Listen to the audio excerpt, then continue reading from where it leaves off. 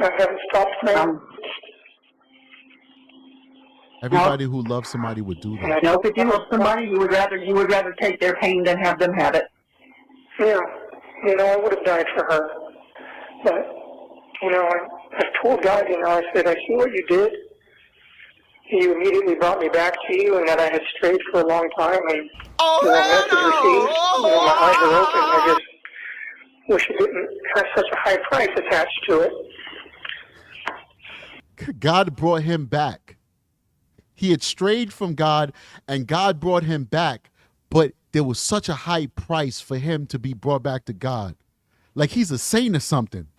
He is so important that God had to sacrifice Maddie to bring him back to God, to bring him back to Jesus.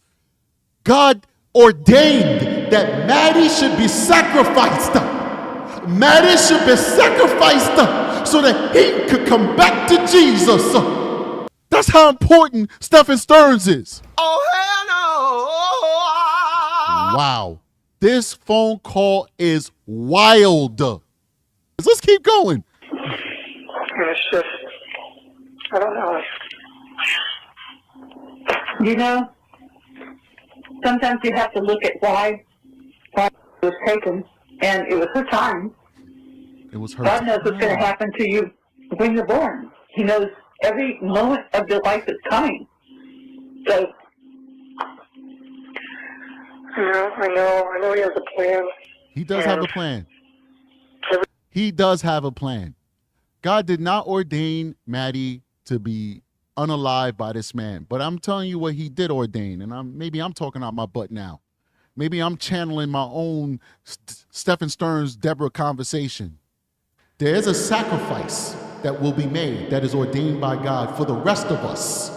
And that sacrifice is going to be Stephen Stearns. When he meets old Sparky and we get justice, that's going to prove as a deterrent for any other PDFs out there who think they could do what was happening to Maddie and get away with it. He's going to be that sacrifice that's going to let them know, think twice before you do that, because we're going to come for you.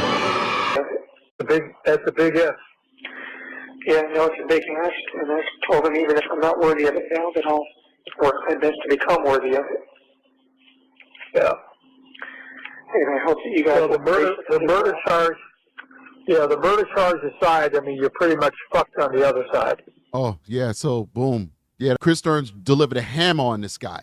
He said, listen, the murder charge is one thing, all right? We don't know. You got to figure out if you actually took this child's life. That's basically what he said in a nutshell, but you are screwed. And he used the F word on the SA charge. So for those folks who were commenting, the very few people, the minority, who were commenting in the comment section like, well, maybe they didn't know the stuff that we know now. Well, if you follow this story, and listen, I'm not throwing any shade because I miss things. There's so much information here. He just dropped a bomb on his son. That's huge. He says you're pretty much blank on the other side. And I think that Stephen is trying to play this whole religious thing that we were talking about in the previous call because that works on his mother. It doesn't work on Chris Stearns, and he's trying to play that up because he's trying to get that sympathy from his parents. Oh, would God give me another chance and I can make things right? How you going to make it right, my brother? How are you going to make right what you did to Maddie from 6 years old? Everybody says 8, but you listen to me, ladies and gentlemen. You listen to me. It did not start at 8. It did not start when he decided to pick up a phone and take pictures and a video of what he was doing to Maddie. Does that make any sense to you guys? That this is the first time I'm doing this? First time. Let me pull my camera out for the first time. That doesn't work that way. The grooming process is steady and slow and manipulative and well thought out. By the time he got to this, she was already groomed and indoctrinated into the evil wares that he wanted her to participate in. It was over. She was long since a victim by the time he whipped out a cell phone. So the cell phone evidence is when he finally got her to the point where he felt comfortable that he could record her doing these things and record him doing things to her without her objecting to it. This started at 6. How do you make this better? How do you rectify what you did to Maddie from 6? And he's playing that game with his father. The whole religious forgive me, repent, give me another chance game. That works with his mother. It doesn't work with Chris. Because Chris is not guided by his emotions. He's guided by reality. Don't get me wrong, he's not a perfect character in this tragic, this Shakespearean tragedy. But he's got more moral sense than his wife.